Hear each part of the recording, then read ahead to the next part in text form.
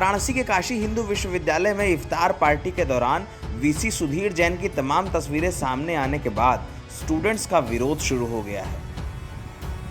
RSS से जुड़े तमाम स्टूडेंट्स ने वीसी के घर पर हनुमान चालीसा पढ़ी है और उनके घर का शुद्धिकरण करवाया है। तमाम स्टूडेंट्स ने विरोध के लिए अपने सिर तक मुंडवा लिए हैं।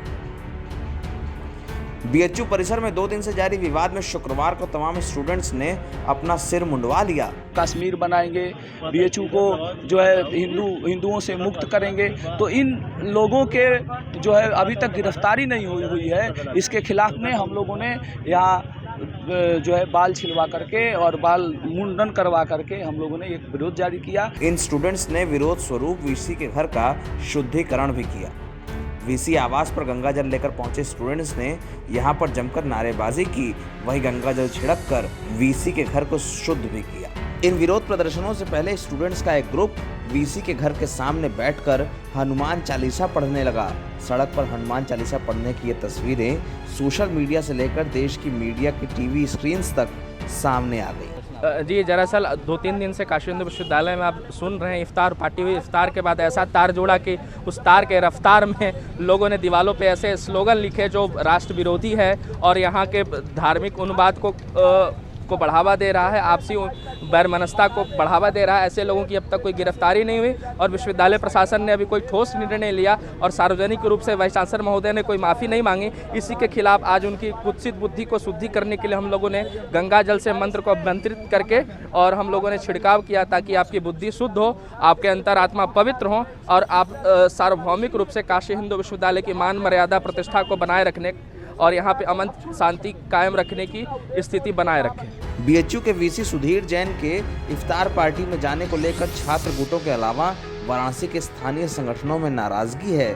सभी ने कहा है कि बीएचयू का ये स्वरूप नहीं है, लेकिन बीएचयू प्रशासन का कहना है कि ये एक सामान्य बात है और बीएचयू में इस तरह की परंपराएं वर्षों से चली आ रही हैं। वहीं विरोध कर रहे बीएचयू के स्टूडेंट्स का कहना है कि अगर वीसी को यहाँ ये सब करने के लिए ही आना था तो इससे अच्छा होता कि वो अलीगढ़ मुस्लिम विश्वविद्यालय या जामिया मिलिया इस्लामिया के वाइस चांसलर हो गए होते। वाराणसी में उन्हें बीएचयू की प्रतिष्ठा पर इस तरह का सवाल नहीं लगाना चाहिए था। कैंपस में हमें पिछले 1 महीने से पहले सीएचएस लाइब्रेरी सिस्टम जो है उसके विरोध में लड़के प्रोटेस्ट कर रहे हैं, तरह तरह के रचनात्मक कार्य भी कर रहे हैं, परिषद से लेके तमाम छात्र संगठन। लेकिन ये वीसी साहब को उसको सुनने तक की फुर्सत नहीं है, जो कि सीएचएस एक ऐसा केंद्र है, एक ऐसा स्कूल है जहां यूपी बिहार के तमाम गरीब बच्चे जो 1.5 लाख से अधिक फॉर्म पढ़ते हैं, जो पढ़ने की लालसा रखते हैं, लेकिन लॉटरी सिस्टम के माध्यम से सीट बेची जा रही है कहीं ना कहीं।